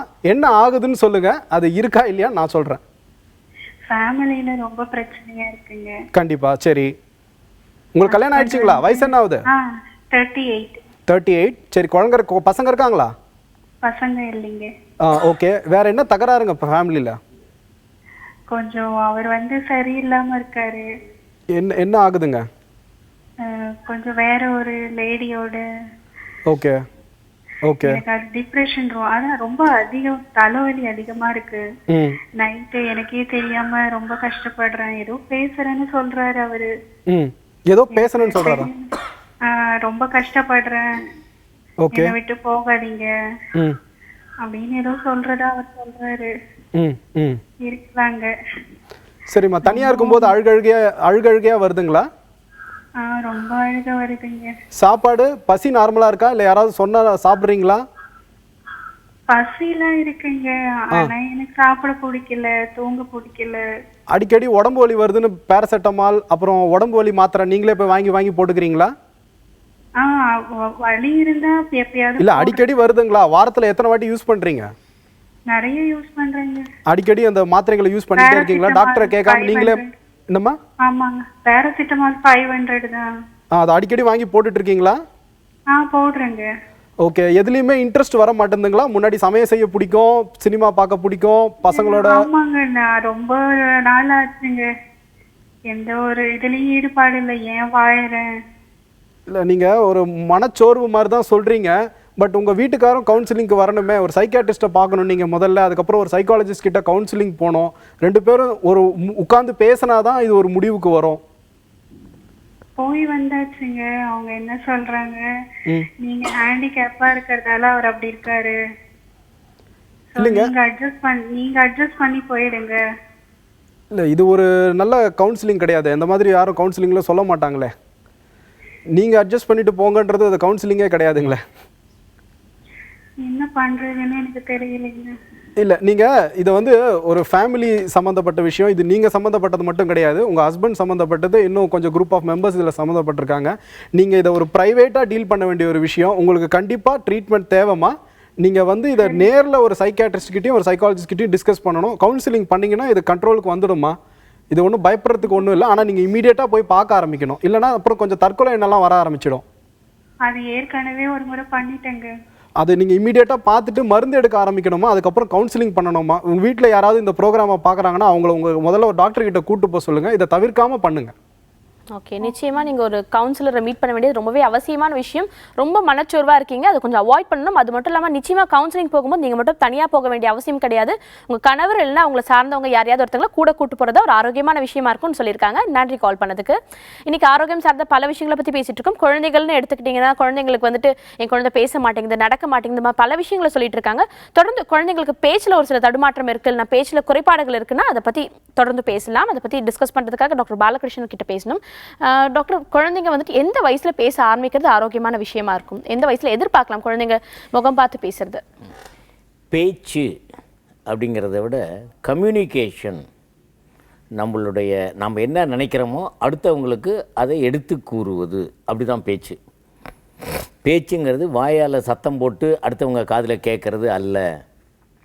2 மாதத்தில் குழந்தை தனக்கு கம்யூனிகேட் பண்ண ஆரம்பிச்சிடுது. சோஷியல் ஸ்மைல், அம்மா முகத்தை பார்த்து சிரிக்கிறது, இது அடுத்தவங்களை பார்த்து சிரிக்கிறது, இதுவும் ஒரு பேச்சு தான்.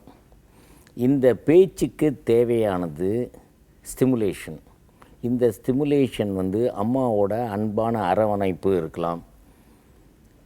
அதற்கு பிறகு கண்ணால் பார்க்குற நல்ல விஷயங்கள், அப்புறம் காதால் கேட்குற சமாச்சாரங்கள், இதை கேட்டுட்டு இதுக்கு அர்த்தம் புரிஞ்சிட்டு அதுக்கப்புறம் பேசுகிறது. கிட்டத்தட்ட ஒரு 9 மாதம் 8 மாதம் 9 மாதத்தில் 8 மாதம் 9 மாதத்தில் குழந்த ஒரு 2 வார்த்தை பேசிடணும். அந்த 2 அம்மா அப்பா, இது 6 மாதத்துலேயே வரும். இது யாரை பார்த்து அந்த குழந்தை பேசுது? அம்மாவை பார்த்தா அம்மான்னு பேசுதா, இல்லாட்டி சும்மா அம்மா மாமா பாப்பா தாத்தா அப்படின்னு சொல்கிறதில்ல. ஒரு அர்த்தத்தோடையே பேசுகிறதுங்கிறது ஒவ்வொரு வார்த்தைகள், அதுக்கப்புறம் 2 கூட்டு வார்த்தைகள், இங்கே வா, சாப்பாடு தா, தாகம் இருக்கிறது சொல்லும், தாகத்தை கூட சொல்லும். 9 மாதம் 10 மாதத்தை சொல்லும். அதனால் ஒன்றுக்கு அடுத்தாப்புல ஒன்று அப்படிங்கிற மாதிரி தொடர்ச்சியாக இருந்துகிட்டே இருக்கும். சில குழந்தைகளுக்கு ஒரு 7 மாதத்துலேயே வந்துடும், சில குழந்தைகளுக்கு ஒரு 10 மாதத்தில் வரும். இந்த 10 மாதத்தில் வராவிட்டால் குழந்தை நம்மளை திரும்பி பார்க்கறது கூட கம்யூனிகேஷன் தான். இது 3 மாதத்துலேயே இருக்கும். இப்போ என்ன பாருங்கள், என்னுடைய காது லெவலில் ஒருத்தர் பேசினார், அதே லெவலில் பேசினார் அப்படின்னா அது என் காதில் விழுறதுக்கு அதை நான் புரிந்து கொள்வதும் கம்யூனிகேஷன் தான். இது 3 மாதத்தில். கொஞ்சம் தள்ளி நின்று கொஞ்சம் மேலே இல்லாட்டி இந்த பக்கத்தில் நின்று பின்பக்கத்தில் நின்று பேசுகிறது, இது 10 மாதம் 11 மாதத்தில் வரும். இது சில குழந்தைகளுக்கு 2 மாதம் முன்னாடியே கூட வரும். இது வராவிட்டால் அப்பொழுது காது கேட்கிறதா என்பதை பார்ப்பது மிக மிக முக்கியம்.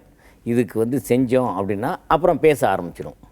நான் இப்போ காரணத்தையும் சொல்லிட்டேன், அதுக்கு சுலபமான தீர்வும் சொல்லியிருக்கேன். இதை எப்படி கன்ஃபார்ம் பண்ணுறது அப்படின்னா, முதல்ல எடுத்த உடனே இதுக்கு கன்ஃபார்ம் பண்ணுறது அப்பா அம்மா. எந்த டாக்டரும் ஒரு அம்மாவோ அப்பாவோ என் குழந்தை பேச மாட்டேங்குதுங்க, என்னை பார்த்து பேச மாட்டேங்குதுங்க அப்படின்னு சொல்கிறதுக்கு அதிகமான வேல்யூ கொடுப்பாங்க. இதுலேருந்து தான் நம்ம ஆரம்பிக்கணுமா. ஓகே, குழந்தைங்களுக்கு பேச்சு வர்றது அப்படின்றது ஒரு 10 மாதம் அப்படின்றத விட குழந்தைங்க பிறந்த கொஞ்சம் காலகட்டத்தில் நீங்கள் பேசுறதை கவனிக்குதா, ஒரு சவுண்ட் கேட்குதுன்னா அந்த சவுண்டுக்கு ஒரு கவனிப்பு தருது, தலையை திரும்பி பார்க்குதான்றது தான் பேசிக்கான விஷயமா இருக்கு. ஸோ அதுலேருந்து தான் குழந்தைங்களோட பேச்சுக்கான திறமை ஆரம்பிக்குதுன்னு டாக்டர் சொல்லியிருக்காரு. தொடர்ந்து அடுத்த நேரம் இனிப்பில் காத்துட்டு இருக்காங்க, அவங்க கிட்ட பேசலாம். வணக்கம். வணக்கம் மேடம். சொல்லுங்க, உங்க பேர் என்ன, எங்கேருந்து கால் பண்றீங்க? என் பேர் ரஞ்சித் மேடம், பாண்டிச்சேரியில பேசுறேன் மேடம். ஓகே ரஞ்சித், உங்களோட கேள்வி என்ன? மேம், என் பையன் 10th படிக்கிறான். ஓகே. அவன் எல்கேஜில இருந்து ஒரே ஸ்கூல்ல படிச்சுட்டு இருக்கோம். ஓகே. ஆனால் எதுவுமே சுத்தமா எல்லா விஷயமும் எல்லாம் பண்றான், படிப்பு மட்டும் எதுவுமே தெரிய மாட்டேங்குது. ஓகே சார், தொடர்ந்து பேசலாம் சார். மிஸ்டர் தினேஷ் இருக்காரு, அவர் உங்க கேள்விக்கு பதில் அளிப்பாரு. எங்க இருந்து பேசுறேன்னு சொன்னீங்க? பாண்டிச்சேரியில இருந்து பேசுறேன் சார். பாண்டிச்சேரியில இருந்து. 10th படிக்கிறாரா? ஆமா, 10th. மீதி விஷயங்கள்னா என்ன சொல்றீங்க? ஒரு விளையாட்டோ அந்த மாதிரிலாம் யாரும் இன்ட்ரெஸ்டா பண்றான் சார், எல்லாத்தையும் செஞ்சுக்கிறான். மற்ற பசங்க பண்ற அளவுக்கு கரெக்டா பண்றான். ஓகே. ஆனா படிப்பு விஷயம் மட்டும் சார், இது வரைக்கும் அவனுக்கு எல்கேஜில இருந்து 10th வரைக்கும் எந்த விஷயம் அவனுக்கு விஷயம் மட்டும் ஆக மாட்டேன் சார். இல்ல ஞாபகம் வச்சுக்க மாட்டாரா, இல்ல எழுத மாட்டாரா, என்ன சொல்ல வரீங்க? எழுதுறது, படிக்கிறது. ஓகே. மார்க் எவ்வளவு வாங்குறாருங்க? மார்க்ல ரொம்ப லோ மார்க் வாங்குறான் சார். மார்க் அதிகம். பாஸ் பண்ணுவாரா? ஆல் பாஸ் ஆகவே கஷ்டப்படுறான் சார். சப்ஜெக்ட்ல பாஸ் ஆகவே கஷ்டப்படுறான் சார். கையெழுத்து எப்படி இருக்குங்க? கையெழுத்து ரொம்ப மோசமா இருக்கு சார், பொறுமையா எழுத மாட்டான். ஓகே சார், நீங்க தொடர்ந்து பேசலாம் சார். அதே மாதிரி மேடம், ஒரு இங்கிலீஷ் வார்த்தை பேசுறதோ இல்ல ஒரு தமிழ் வார்த்தை பேசுறது, வாயில அந்த வார்த்தை வார்த்தையே நம்ம சிரமப்படுறோம். Okay okay. கிளாஸ்ல பசங்க ரொம்ப கிண்டல் பண்ணுவாங்களா இவரை? கிளாஸ்ல பசங்க இவரை கிண்டல் பண்ணுவாங்களா? பண்றாங்க. இவர் அதிகமா கிண்டல் பண்றாங்களா? ஆமா சார், சொல்லுவான் சார், பண்றது எடுத்துறாங்க சொல்லுவான் சார் வீட்ல ஓகே ஓகே. இப்போ நீங்க என்ன பண்ணணும்னு கேட்டீங்கன்னா, ஒரு ஐக்யூ அசஸ்மெண்ட் பண்ணணுங்க முதல்ல. ஏன்னா அந்த ஐக்யூ கம்மியாக இருக்கிற குழந்தைங்க என்ன பண்ணுவாங்க அப்படின்னா, இந்த பார்டர் லைனில் இருக்கிற பசங்க படிக்கிறதுக்கு அந்த ஷார்ப்னஸ் இருக்காதுங்க, அந்த ஷூட்னஸ் மற்ற குழந்தைங்க மாதிரி இருக்காது. அந்த சப்ஜெக்ட் முடிஞ்ச உடனே அடுத்த சாப்டர் அந்த டீச்சர் அடுத்த சாப்டர்னு மூவ் ஆக ஆரம்பிச்சிருவாங்க. ஆனால் இந்த பசங்க அந்த பார்டர் லைனில் ஐக்யூனா இன்டெலிஜென்ட் கோஷனுங்க, அறிவுத்திறன், நுண்ணறிவுத்திறன்னு சொல்லுவாங்க. அந்த அறிவுத்திறன் கம்மியாக இருக்கும்போது இந்த மாதிரி பிரச்சனைகள் வரதுக்கான வாய்ப்புகள் ரொம்ப ஜாஸ்திங்க. விளையாட்டு கூட இருக்கும், ஆனால் ஒரு லீடராக இருக்க மாட்டாங்க, ஒரு கேமில் ஒரு லீடராக இருக்க மாட்டாங்க, ஜஸ்ட் ஒரு ஃபாலோவராக இருப்பாங்க. ஃபார் எக்ஸாம்பிள், ஒரு கிரிக்கெட் டீமில் கேப்டனெல்லாம் இருக்க மாட்டாங்க, அதே மாதிரி ஒரு ஃபுட்பால் டீமில் கேப்டனெல்லாம் இருக்க மாட்டாங்க. முடிஞ்ச அளவுக்கு தனியாக விளையாடுற கேம்ஸ் இல்லை, ரூல்ஸ் இல்லாத கேம்ஸ் விளையாடுவாங்க. அப்படி தான் விளையாடுறாரா? இது முழுக்க ஐக்யூ சார்ந்த ஒரு இதுங்க. பார்டர் லைனில் இருப்பாங்க.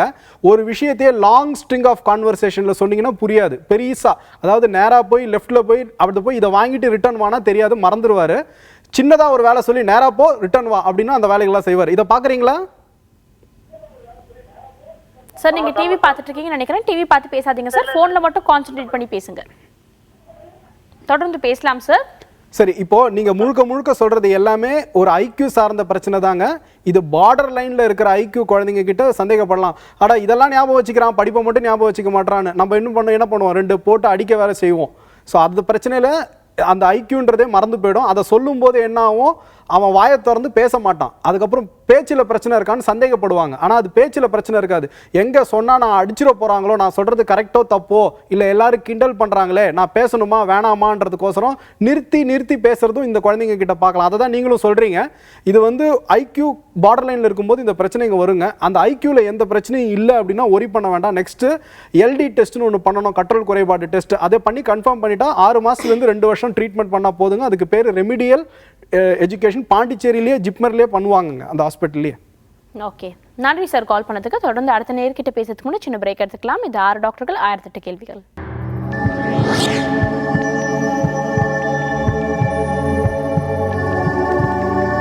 Welcome back to the show. 6 டாக்டர்கள் 1008 கேள்விகள். ஆரோக்கியம் சார்ந்த பல விஷயங்களை பற்றி நம்ம நிகழ்ச்சியில் டிஸ்கஸ் பண்ணிட்டு இருக்கோம். ஆரோக்கியம் சார்ந்த கேள்விகள் உங்ககிட்டயும் இருந்துச்சுன்னா 0444459444 இந்த நம்பருக்கு கால் பண்ணலாம். நம்ம நிகழ்ச்சியோட அடுத்த அழைப்பாளரும் இணைப்பில் காத்துட்டு இருக்காங்க, அவங்க கிட்ட பேசலாம். வணக்கம்.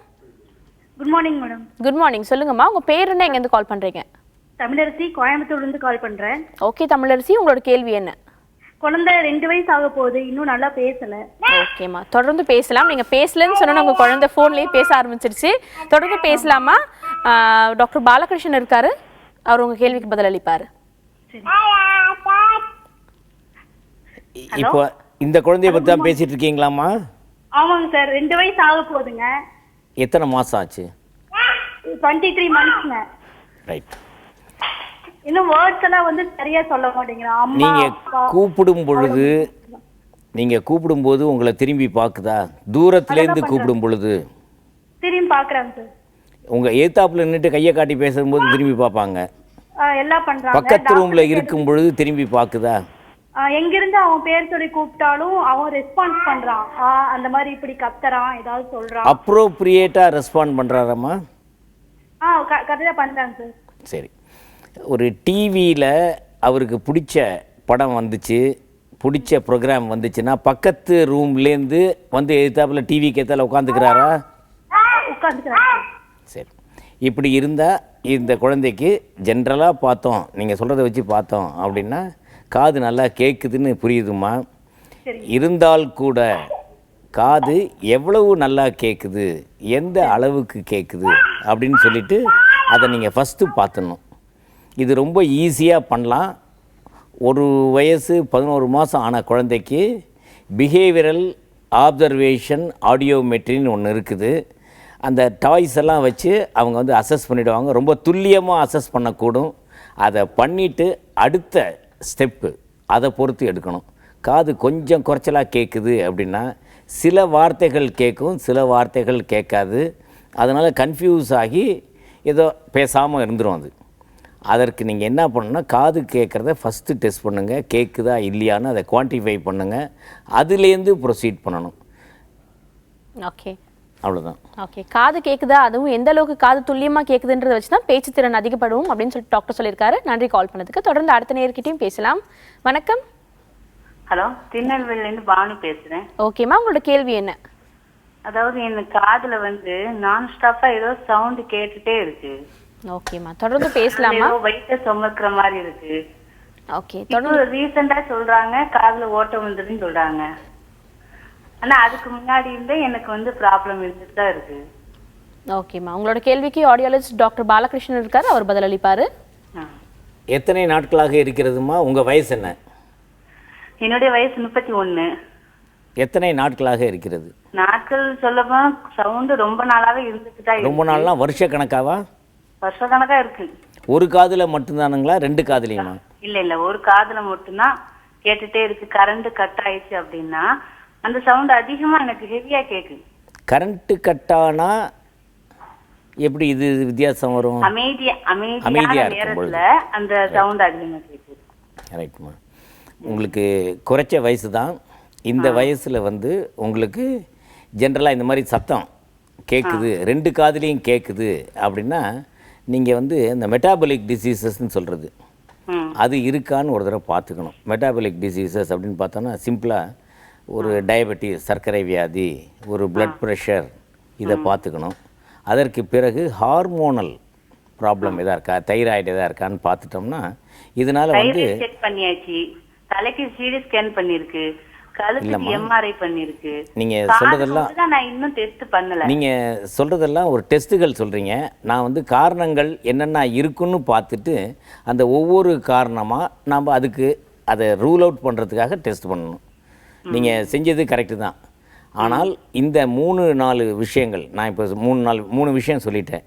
4வது விஷயம் உங்களுக்கு வந்து இதுக்கு முன்னாடி திடீர்னு ஒரு நாள் வந்துருந்துச்சு அப்படின்னா அந்த டைமில் ஜுரம் வந்துச்சா அப்படிங்கிறதெல்லாம் ஹிஸ்ட்ரியில் கேட்கணும். உங்களுடைய மருத்துவ ப்ரீவியஸ் மருத்துவ ட்ரீட்மெண்ட்லாம் என்ன ஆயிருக்கு அப்படின்னு சொல்லிட்டு இதை பார்த்துட்டோம் அப்படின்னா நாம் வந்து எந்த காரணம் அப்படின்ட்டு ஒரு ஜென்ரலாக தெரியும். அதுக்கு பாயிண்டடாக டெஸ்ட் பண்ணணும். இதில் இன்னொரு ஒரு ஆடியாலஜிஸ்ட்டு, ஸ்பீச் தெரபிஸ்ட், ஒரு இஎன்டி சர்ஜன், அந்த முறையில் ஒரு காது மூக்கு தொண்டை நிபுணர் என்ன பண்ணக்கூடும் அப்படின்னா உங்களுக்கு காது நல்லா கேட்காட்டி கூட அது காம்பன்சேட் பண்ணுற மாதிரி ஒரு எக்கோ மாதிரி ஒரு கண்டினியூஸாக கேட்கக்கூடும். இது வந்து ரொம்ப ஈஸியாக செஞ்சிடலாமா, இதை பார்க்கணும். ஆனால் அந்த மெட்டாபாலிக் டிசீசஸ் வந்து பல டெஸ்ட்டுகள் செய்ய வேண்டியிருக்கும். இதுக்கு வந்து பர்சனலாக போயிட்டு முதல் விஷயம் அந்த மெட்டாபாலிக் டெஸ்ட்டெல்லாம் வந்து நீங்கள் செஞ்சுட்டு அதை சரி பண்ணிக்கணும். அதற்கு பதிலாக ஸ்கேன் எல்லாம் இப்போ பண்ணுறது அர்த்தம் கிடையாது. இதை செஞ்சுட்டு செகண்ட் லெவல் டெஸ்ட்டு தான் அந்த ஸ்கேன் எல்லாம்.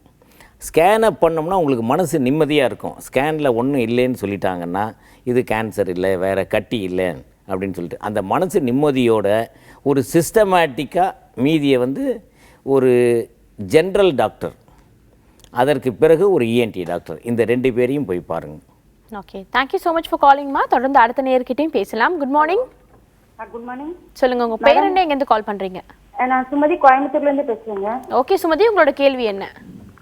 என்னுடைய சன் வந்து 2nd ஸ்டாண்டர்ட் படிக்கிறான். ஓகே, டாக்டர் தினேஷ் சார் கிட்ட கேட்கணும். ஓகேமா, தொடர்ந்து பேசலாமா? ஓகே, சொல்லுங்கம்மா, என்ன பிரச்சனை சொல்லுங்கம்மா. என்னுடைய சன் வந்து 2nd ஸ்டாண்டர்ட் படிக்கிறான் சார். ஆனா அவனுக்கு வந்து ஐக்யூ டெஸ்ட் பார்த்துட்டோம், 90 நார்மல் தான், 90 அபோவ்ல தான், 100ல தான் இருக்கான். Very good. ஆனா வந்து அவனுக்கு வந்து அந்த டாக்டர் வந்து லேர்னிங் டிசபிலிட்டி இருக்கு அப்படின்னு சொல்லிட்டு 2 hours டெஸ்ட் கண்டுபிடிச்சாருங்க. வயசு என்ன ஆச்சுங்க? 7.5. 7.5. சரி சரி, ஓகே ஓகே. ஆனா அவன் படிச்சது மறந்துடுறான். டெஸ்ட் வச்சாலும் வந்து மார்க் லோவா தான் எடுக்கிறான். ஹேண்ட் ரைட்டிங் சரியில்லை. ஓகே, இல்ல இப்போ கற்றல் குறைபாடுன்னு டயக்னோஸ் பண்ணிட்டாங்க. எந்த லெவல்னு சொன்னாங்களா? இல்ல 1 year பேக்ல இருக்கா அப்படினா. 1 yearனா அது கற்றல் குறைபாடு இல்லாம கற்றல் லேர்னிங் டிஃபிகல்ட்டி, நாட் டிஸார்டர். டிஃபிகல்ட்டினா கற்றல் குறைபாடுன்னு சொல்ல முடியாது, கற்றல் கஷ்டம். டிஃபிகல்ட்டினா அந்த வார்த்தை தான் யூஸ் பண்ணணும். 1 வருஷம்னா என்ன பண்றீங்க, அதுக்கப்புறம் என்ன பண்றீங்க? இல்ல என்ன பண்றதுன்னு தெரியல. நான் வந்து ஆக்சுவலி இப்ப 2nd ஸ்டாண்டர்ட் 3rd ஸ்டாண்டர்ட் இல்ல அந்த தப்பு செய்ய வேண்டாம். இல்ல அந்த தப்பு செய்ய வேண்டாம். ஸ்கூலோட சேர்த்து ரெமிடியல் ட்ரைனிங் அப்படின்னு ஒன்று கொடுப்பாங்கம்மா. வீட்டில் வந்து குழந்தைங்களை வச்சுக்கிட்டு நீங்கள் என்ன பண்ணணும், மணலில் அவங்க எழுதுகிற அந்த ABCD அப்படின்றத விரலில் மணலில் பதிகிற மாதிரி எழுத வைக்கலாம். இல்லை மணல் கிடைக்கல, கஷ்டமாக இருக்குன்னாங்கன்னா எமரி பேப்பர், இந்த உப்பு காகிதம்னு சொல்லுவாங்கம்மா, அந்த உப்பு காகிதத்தில் விரல் படணும். கையை கீறி வச்சிடாதீங்க, உப்பு காகிதம் விரல்ல படணும். அப்போ என்ன ஆகும், பிரெயினில் வந்து அது ரீட்ரெயின் அப்படின்னு சொல்கிறாங்கம்மா, ரீட்ரெயின் ஆகும். அந்த இதில் எழுதி பார்க்கலாம், அதை திருப்பி மணலில் ரீப்ரொடியூஸ் பண்ணி பார்க்கலாம். அவனுக்கு எந்த ஏரியாவில் பிரச்சனை இருக்குன்னு எல்டியில் ஐடென்டிஃபை பண்ணணும். பார்த்து எழுதுறதுலையா இல்லை கேட்டு எழுதுறதுலையா இல்லை பார்த்து கேட்டு எழுதுறது ப்ளஸ் மேக்ஸ், இது 3த்துலேயுமே இருக்கான்றதை ஃபஸ்ட்டு பார்க்கணும். அப்புறம் தலை மாற்றி எழுதுறாரான்னு பார்க்கணுமா. தலைகீழ எழுதுறது, WMன்னு போட்டு வைக்கிறது, 9 அதெல்லாம் பண்றது இல்லைங்க சார். அவனுக்கு வந்து படிச்சதை மறந்துட்டு மறுபடியும் எழுத மாட்டேன்றான். அதுதான் ஒண்ணு. இல்ல இல்ல நான் இப்ப படிக்கிற வார்த்தை என்னன்னு தெரிஞ்சாதானமா என் மனசுல பதியும். நான் படிக்கும் போதே ஒரு இல்ல அவன் அப்பத்துக்கு படிச்சு சொல்லிடுறான். இப்ப டாக்டர் என்ன சொல்றாரு, அவன் வந்து எல்கேஜில இருந்து சரியா படிச்சுட்டு வரல, அதனால நீங்க வந்து ஒரு மேடம் போட்டு அவங்க வந்து எல்கேஜில இருந்து மறுபடியும் படிக்க வைக்க சொல்றாங்க ஃபர்ஸ்ட்ல இருந்து. இல்ல அது அவ்வளவு தூரத்துக்கு நீங்க எல்கேஜி வரைக்கும் போகணும் அப்படின்னு அவசியம். 1 வருஷம் பின்னாடி இருக்கும்போது ஒரு 2 வருஷம் பின்னாடி புக்கு கூட எடுத்து வச்சு ட்ரெயின் பண்ணலாமா, பிரச்சனை இல்லை. பட் நீங்க என்ன பண்ணணும்னா ஸ்கூலோட சேர்ந்து தயவு செஞ்சு பண்ணுங்க. இந்த பசங்களுக்கு இன்ஃபீரியாரிட்டி காம்ப்ளெக்ஸ் வர மாதிரி பண்ணி வச்சிடாதீங்க. ஏன்னா இந்த குழந்தைய கொண்டு போய் நீங்க பின்னாடி கிளாஸ்ல போட்டீங்கன்னா நாளைக்கு அவன் என்ன பண்ணுவான், எனக்கு ஏதோ குறை இருக்கு போல இருக்கு, அதனால தான் என்ன பின்னாடி. ஏன்னா ஐக்யூ நார்மலா இருக்கிற குழந்தைமா எல்லா விஷயத்தையும் கரெக்டா நோட் பண்ணி வச்சுப்பான். எங்கள் அப்பா அம்மாவே என்னை கொண்டு போய் பின்னாடி கிளாஸில் போட்டுட்டாங்களே அப்படின்ற பிரச்சனை வராது. நீங்கள் side by side remedial training பண்ணாலே போதுமா. நான் சொன்னது வந்து ஒரு 2 டெக்னிக் தான். இந்த மாதிரி நிறைய டெக்னிக்ஸ் இருக்குது அந்த குழந்தைக்கு எதை இது பண்ணணும்ன்ட்டு. நீங்கள் உங்கள் கவுன்சிலரே பாருங்கள், உங்களோட ரெமிடியல் ட்ரைனிங் எஜுகேட்டர்னு சொல்லுவாங்கம்மா இதுக்குன்னு. ஸோ இதுக்குன்னு சில பேர் இருக்காங்க, நீங்கள் அவங்கள போய் தயவு செஞ்சு காண்டாக்ட் பண்ணுங்கள். அவங்க வந்து இந்த மாதிரி டெக்னிக் சொல்லி கொடுப்பாங்க. அவங்களும் 40 நிமிஷம் ட்ரைனிங் கொடுப்பாங்க. இது பண்ணிங்கன்னா டெஃபினட்டாக இம்ப்ரூவ்மெண்ட் தெரியும். 6 மாதத்துலேருந்து 2 வருஷம் தாம்மா. நீங்கள் ஸ்கூலை விட்டு தயவு செஞ்சு நிறுத்த வேண்டாம். ஏன்னா அவன் நார்மல் கிட், எல்லாத்தையும் அப்சர்வ் பண்ணிட்டு இருப்பான். எனக்கு ஏதோ குறை இருக்குன்ற எண்ணத்தை நீங்களே உருவாக்கி விட்டுறாதீங்க. Okay, thank you so much for காலிங்மா. குழந்தைங்களை வந்துட்டு நீங்கள் திரும்ப ஒரு ஃபஸ்ட் ஸ்டாண்டர்ட் படிக்கிற குழந்தைங்களை வந்துட்டு திரும்ப யூகேஜிலாம் எல்கேஜி அப்படி கொண்டு போய் போடுறது ஆரோக்கியமான விஷயமா இருக்காதுன்னு டாக்டர் சொல்கிறாங்க. நன்றி கால் பண்ணதுக்கு. தொடர்ந்து அடுத்த நேர்கிட்ட பேசலாம். Good morning. ஹலோ. குட் மார்னிங்மா. நான் கோவால இருந்து பேசுறேங்க. ஓகேம்மா, உங்களோட கேள்வி என்ன? நாங்க குழந்தைங்க டாக்டர்கிட்ட கேட்கணுங்க. ஓகேம்மா, தொடர்ந்து பேசலாம்.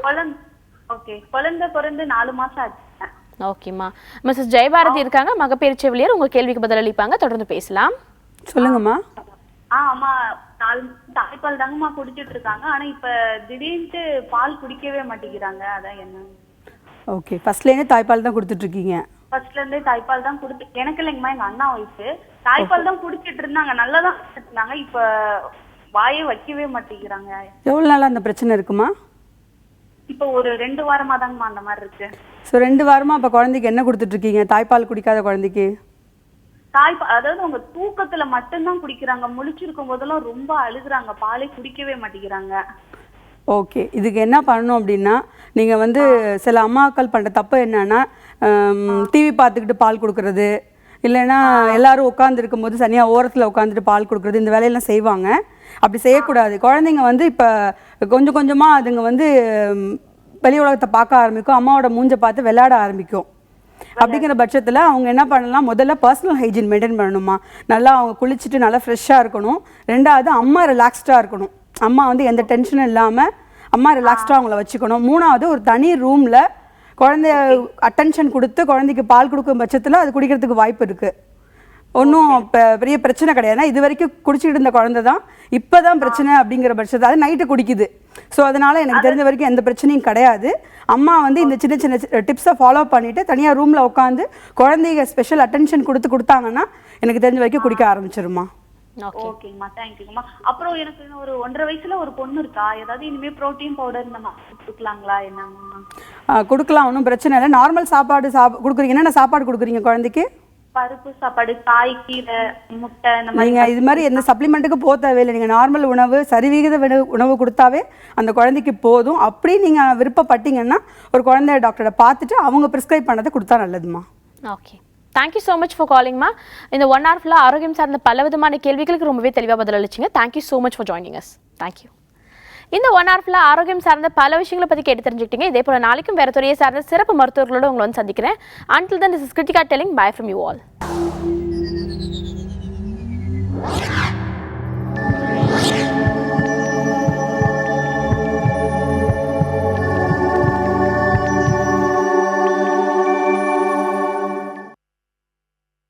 ரொம்ப லென்த்தியாக பேசுறதில்ல, கொஞ்சம் ஷார்ட்டாக பேசிக்கலாம் அப்படின்னு சொன்னாங்க.